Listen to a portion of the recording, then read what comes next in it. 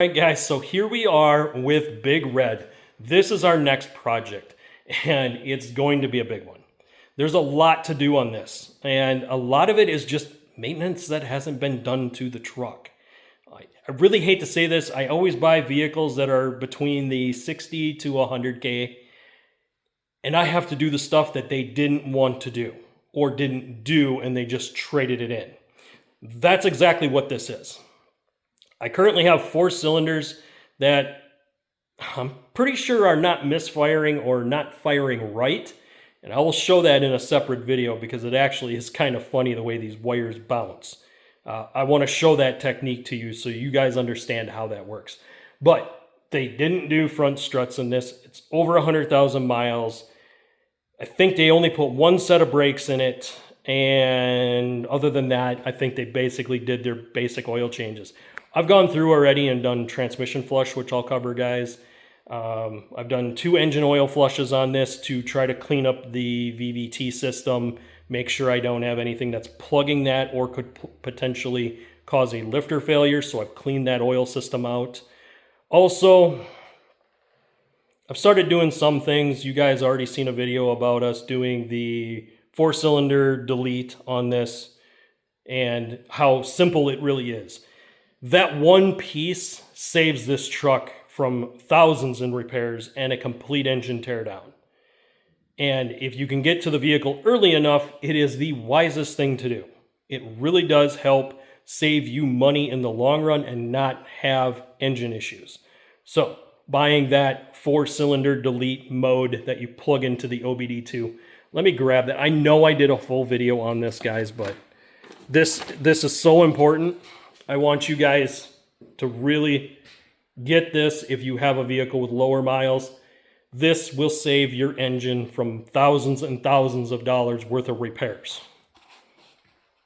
I bought mine on Amazon, so you can buy these anywhere. That is the low profile one that I bought. I did not buy the bigger one. This one turns off when the key is off because there's a power light on it. If the key turns off and that turns off, it won't drain your battery. That's why I bought the max cylinder one. Because this one will not stay on when the key is off. It turns it off. So I don't have to worry about my battery ever going dead with that on there. Plus, as long as I leave it plugged in, you don't wear out the socket. Remember, if you sit there and plug it in and out constantly, you're going to wear out that socket and have to redo it. On this deal, it's safer to plug it in and forget about it. So, we do have LED projects coming for this one. I've got some front bumper stuff I'm going to cover with this one. I'm going to go through and kind of break down what we've already done. I'll probably do that in the next video, guys. I'll break down what we've done to it already so that you guys kind of know where we're going. Also, we have a massive tune-up on this, and it's going to involve valve covers, coils, wires, spark plugs, and that's just the tune-up side. There's going to be some exhaust work that we need to do. There's shocks and struts that we got to do. The shocks in the rear have already been done. Those were done at the dealership when I bought it. The front struts were not.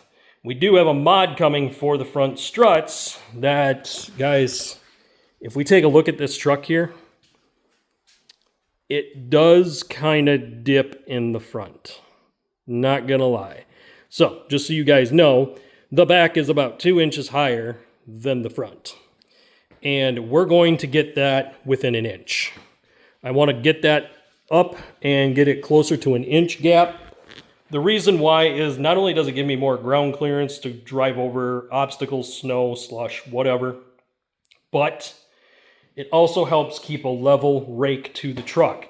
Now, some people say, well, when you go to haul something or put a trailer on it, your back end is going to sag and then your front end is going to be up too high. Not on this truck. This truck, when I bought it, somebody already installed helper bags. So if I'm pulling a trailer, I can add a little air, bring the back end up where it needs to be so the truck sits level. Will it use a little bit of fuel mileage? Yes, but as far as weight transfer, it's better. I won't be burning my back tires off constantly on any little patch of ice. I can bring it up and it'll level it out, bring some of that weight to the back. You can fix that by putting sandbags in it, blah, blah, blah, blah, blah, but I don't want to run around with sandbags in the back of my truck all day long. All right, guys, so next video, I'm going to cover the stuff that's already been done. I kind of covered what we're going to be doing in this video, and then we're going to start getting into this repair. I'm going to get it up, get the tires off of it. I'll show you guys a couple of processes that we're doing with the front end, and there's going to be some rust prevention stuff coming, guys. I just haven't figured out which way I'm going to go. I'm either going to reach out to somebody to do this frame on this one, or I'm going to do it myself here in the garage.